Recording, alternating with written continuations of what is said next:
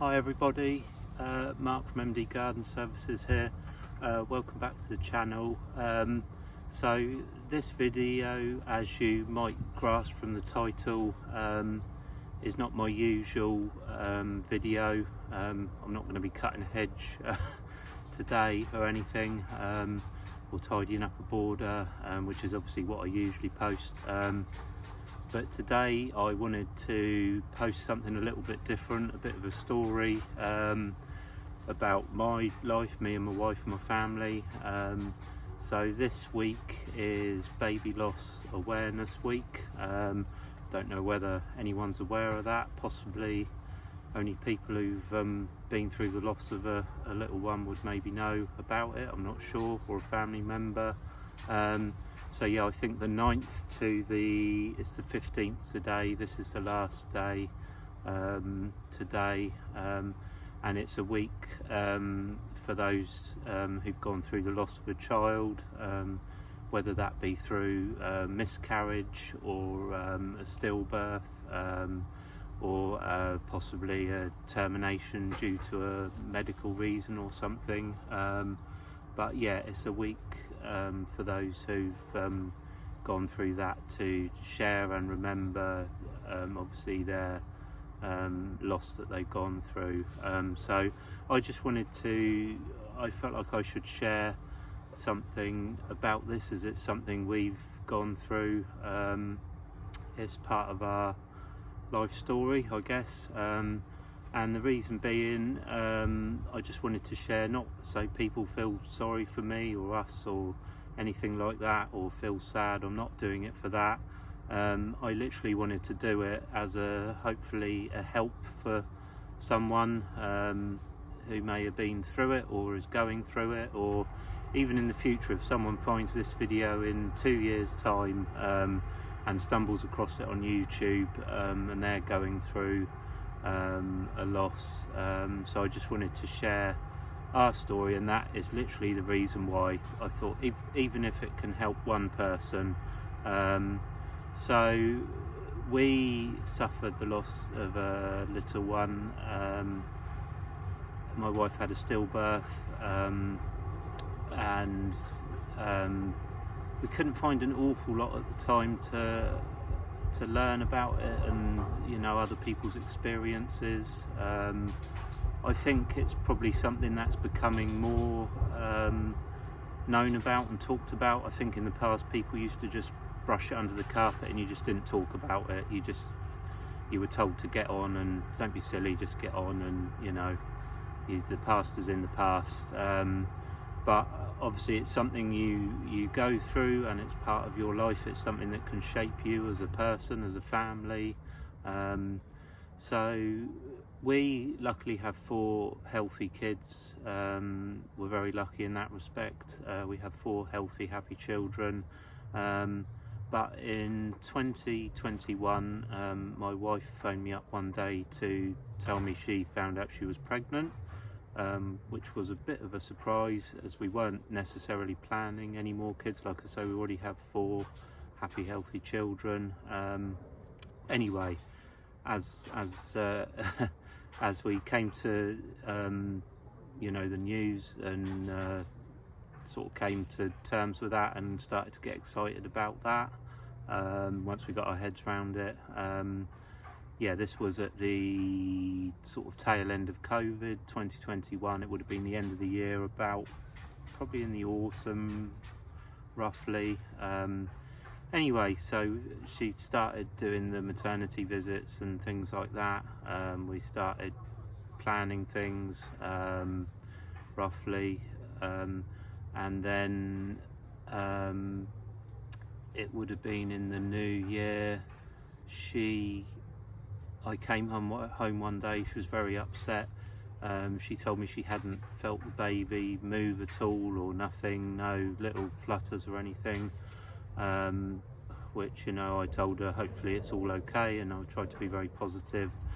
So that evening anyway, we went into the maternity unit for them to have a look. I think at this time still you couldn't go in as a partner or a husband, whatever. You had to sort of wait outside. Like I said, it was still COVID, and she went in. I can't remember whether I did go in the end. They couldn't find a heartbeat, which of course sends you into panic. She was very upset by this point, and they sent us to the hospital in the end, as the ladies there couldn't find anything. So obviously go to the hospital, they got better equipment, doctors and whatnot. We went up to the hospital that evening. The midwives and doctors examined her, and the doctors came and had a look, and I will never forget the moment when the doctor said, sorry, there's no heartbeat. Yeah, obviously real devastating moment, nothing any parent, mum, or especially mum or dad wants to hear at that point. So yeah, obviously devastated, absolutely, you don't know what to think. It's a whole bundle of emotions. Obviously the doctor tells you, and then they come and tell you the process you have to go through next. Obviously this was about 24 weeks, I think. So yeah, you're sort of just over halfway through the process, and it's horrific. Normally you go in and you can hear the little heartbeat and it's all happy and joyful. This was the most opposite of that, I think. I can still remember that day. So they then say, oh, okay, you're going to have to come in and have the baby, which again, you're thinking, oh my word, this is horrific. So of course, because you're not giving birth naturally, you have to come in and they'll give you a pill which starts the process off, obviously unnaturally. Everything about it is very not normal. My wife at this news was devastated, as in a day or two's time it was one of our daughter's birthdays, and she didn't want the birth, obviously, of our sadly dead child to be also on the birthday of one of our other daughters. So she said to the doctors, I'm not coming in yet, I can't do it yet because I've got my daughter's birthday to do. She was determined to do it. We'd already organised it all. So they said, okay, well that's up to you, but you do need to come in. So she ended up carrying her unborn child for another couple of days over the weekend. We went and did our daughter's birthday, tried to make it as happy and fun as possible, which was very hard. I could see my wife she really wasn't very well. Obviously she's carrying her unborn child that's passed away. So we got the weekend out of the way. Obviously they'd arranged for us to go back into hospital, and we went back in, and obviously they start the process off. They have a special room in the hospital for this. It's something you don't really know about, I guess, unless you've been through it. The staff were really amazing. Luckily for us, one of the midwives who had actually been there at our first daughter's birth and actually followed her as her last case study when she was training, she had moved all her shifts around to be there when she found out we were coming in, and she was amazing. Obviously really horrific. They start the process off, and you give birth as you would normally. I don't know how to explain it. It's like every other birthing process until the end, obviously.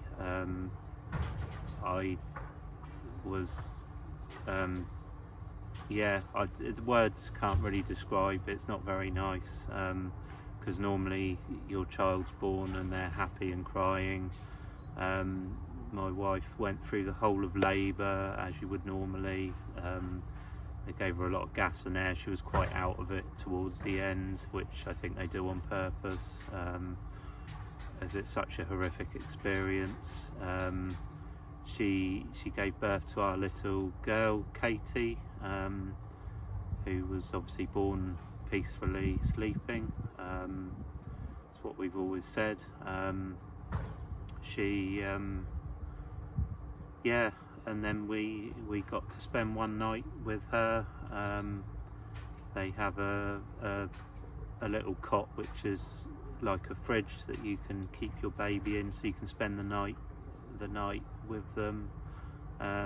They have a room with a double bed that folds out, so you can be there as a couple. And we spent a night that I will never forget. Obviously it's a tricky thing to talk about. Just one of the reasons I wanted to do this, because obviously us men don't talk about stuff very much, and I thought if this can help some guys who are there supporting their wives maybe through something like this. Anyway, it's an experience I'll never forget. I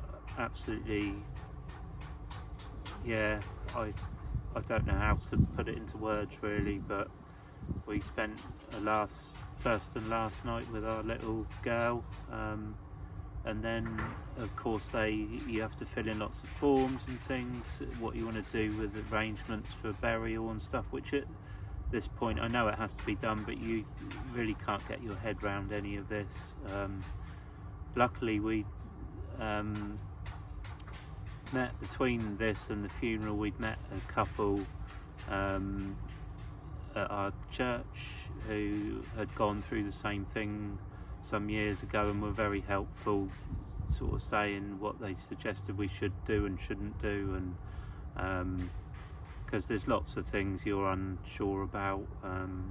You have to arrange a funeral. The funeral directors are very good. You don't have to pay for an infant burial. And they were very helpful, and obviously very nice and understanding. So we, in the February, buried our little girl. We had a little funeral, just a few family and the kids, and so we have a grave in the infant part of the cemetery where we live. And I still struggle to go and visit enough. I feel like I should go more. It's something that's very hard. I know my wife struggles with it too. It's one of the hardest things I've ever had to deal with. Sorry. Obviously it's emotional talking about it, but I felt like I wanted to do a video because I thought if this can help someone. Later in February, she was born on the 22nd of January 2022. In the February we had her little burial,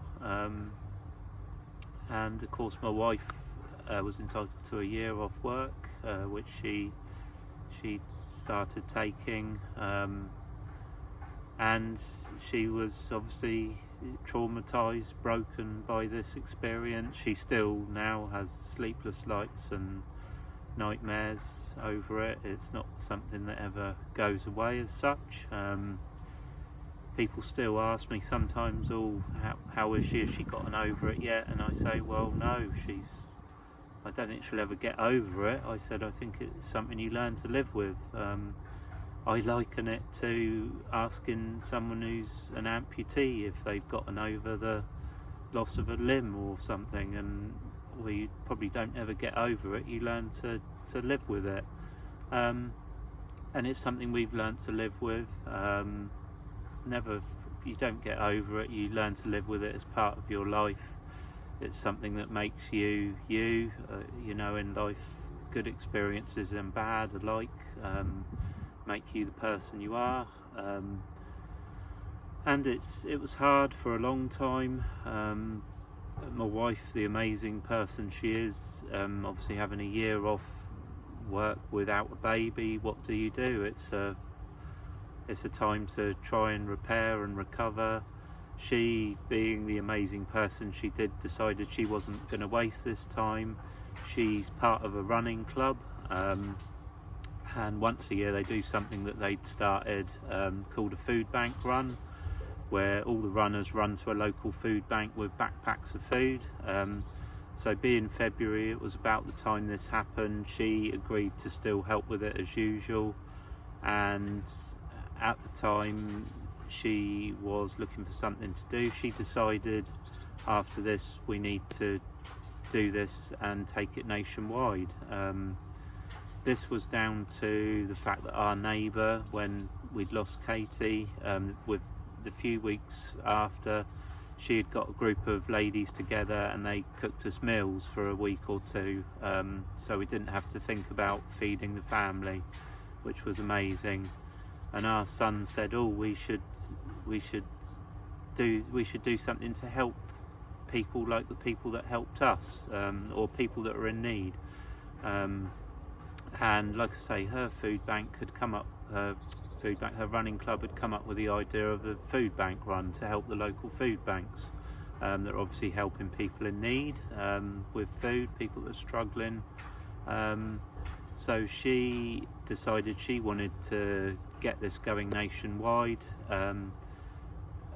which she did with some help of some other people. The founder of her running club, whose idea it was initially, said, "Yeah, great idea, don't know how to do it." She said, "Leave it with me, I've got the time." And she phoned round all the local, I say local and countrywide running clubs to see if they would do a food bank run. And they actually started it up as a nationwide thing, and it is quite a big thing now. They've won some awards. I think it went as far as other countries. Germany and a few other places have done it further afield. It's a great idea, but this is what she did with the time she had, amongst other things. I think at the time the war in Ukraine had started, and there was a local charity asking for help to pack. They were packing clothing and things to send out to Ukraine. She went and helped with that for a week or two. Yeah, she filled her time, obviously, so she didn't have to think about what had been going on, and she did an amazing job with what she did, again helping other people. Yeah, it's a thing to go through that I wouldn't wish upon anyone. It's horrible thing to lose a child, and I do feel for people who have lost a child and that was their only child. We are very lucky, but like I say, we have 4 children, which I'm very blessed to have. I know that, because we know people who have been through this and do not have any children, yet have gone through the devastating loss of stillborns and miscarriages, and it's something that you wouldn't wish upon anyone. I always think must be one of the most devastating things as a woman to go through, as the loss of a child, especially stillborn, as you still go through the full process of giving birth, and as my wife called it, giving birth to silence, which it is. It's not what you would normally experience, and obviously I was trying to support her as best I could. Obviously there's a lot of charities that help with this, but only time is the real healer. I found it good in my job being a gardener. I spend a lot of time outside and in nature. I found that to be a real help. I always find that nature is a big healer. If you're struggling mentally and that, I guess, with something terrible, especially something like this, to be out in nature, nature's not asking any questions. You can go and enjoy it, and it's not asking anything of you. Go for a walk in the woods, a walk on the beach. It's a nice place to be be with your thoughts. Luckily for me, being on my own, I don't mind working on my own, and it was time for me to process what had happened. And yeah, it takes a while to get your head round it. Yeah, so that is our story. It's something that's built us as people. It was a horrific thing to go through, and although it was a horrific thing to go through, it's also, we've tried to turn it around with a lot of positive in our lives. We don't say no to things now if we can. If an opportunity comes along, grab it. You don't know what's round the corner. It's made us do a lot more stuff. We always say that although Katie never took a breath, she's sort of done so much, because from that so much has come. And although she never took a breath, and one of the things you always wonder when you've lost a child like that is, what would they have been like? We watch our kids growing up, and obviously there's one missing, and you always wonder what would she be like now. But we always say she was too good for this world. She was born, she was very small. I don't think she would have been very well if she had survived. If she'd been born a little bit later and alive, I do wonder. But we don't know. We don't know why it happens. But luckily it doesn't happen very often. And yeah, this video I wanted to do for the people that have been through it. Hopefully this will help someone hearing my story, our story. We've found it helpful hearing the stories, some of the celebrities that have shared their story of baby loss. I know my wife's found that very helpful. She always liked, I think it's Ben Fogle, him and his wife lost a child, and he said it's okay to not be okay sometimes, which is very true. Sometimes I'll think about it when I'm at work, and it you know, you get a little bit upset for a little while, but life has to carry on. It's very sad. I was speaking to one of my elderly customers a few weeks ago, and she was telling me she's got a lot of health problems, and telling me, you know, don't get old. And then she said, no, she said I shouldn't say that. And she said I should be glad that I've gotten this far. And I said, yeah. I said, it's a blessing to get old. It's a privilege to get old, because there obviously are lots of little ones who never even make it anywhere near that. And she, although she has a lot of health issues, she does have a lot of problems. She said I should be glad that I've lived my life. And yeah, it's anyway, it's part of our life. It's something that's shaped us to who we are today, I think. It's trauma that my wife lives with. She's a very strong person. I'm amazed at everything she's been through. Not only has she been through this, one of the births of our other daughters was quite horrific. She ended up having an emergency C-section. So she's been through a lot, and this was a horrible way to end having kids. I guess people would ask, well, why didn't you have another one? I selfishly, I guess she would probably have gone on to have more. She'd have 100 kids if she could. I selfishly couldn't face, took me a long time to come to terms with what had happened, and I could not face risking going through and watching her go through any more trauma. And it's a horrible way to end our, you know, time of having children. But we are lucky to have 4 happy, healthy kids. But we also have a grave, and we have Katie, who was too good, and she was our little one who was too good for this world. Anyway, I've probably waffled on too long. Like I say, I only wanted to share this in the hope that it may help someone. If you're going through this, or you've been through it,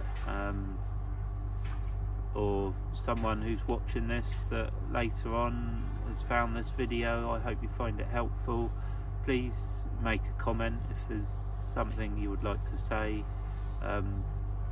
and I will answer any questions. We've been quite open about this, which has helped some people, I think. I know my wife's parents had some friends who had gone through it years ago and apparently had never spoken about it. It happened and they'd not spoken about it since the day it happened, and they were very grateful for us being very open about what we've been through. But as my wife and I have always said, if telling our story can just help one person in some way, just knowing there's others that have been through it and it can be okay, then that's all I ask. Not looking for sympathy, anything. I just, if this can help someone telling our story, then that is all I would like, especially from a man's perspective, husband's perspective. I think is possibly sometimes overlooked. I certainly tried to stay very strong and positive as much as I could, but you are going through it too, as the partner, as the husband, and it's something that's going to shape you as a person, but obviously you need to be there to support your wife or partner. So yeah, I hope this video is helpful for someone. I hope I haven't rambled on too long. Sorry guys that would be looking for a hedge cutting or gardening video, but I thought this was important as it's baby loss week, and I just really wanted to share in the hope that this would help someone in some way. Even if it helps one person, it's worth it then, because it's a time when you struggle and you have a job to get your head round everything that's going on. So if anyone wants to drop a comment to me, if you've been through it or are going through it, or know someone, a family member, and this video is just there to share, to hopefully help someone. So thank you for taking the time to watch it. If you've watched it and it's been useful, that's all I wish. We struggled at this time to know what to do, so I'd happily, I say give advice. I'm no expert, but I have been through it. I know what it is to watch your wife give birth to a little one, a little baby, and it's hard, but if I can help someone anyway with this video, if anyone has any questions, do pop them in, and yeah, so anyway, Friday we'll be back to a normal video, but thanks for anyone who's watched this, and I hope it's helpful, and honestly there's people who've been through it, so thank you for watching, and I hope this is helpful.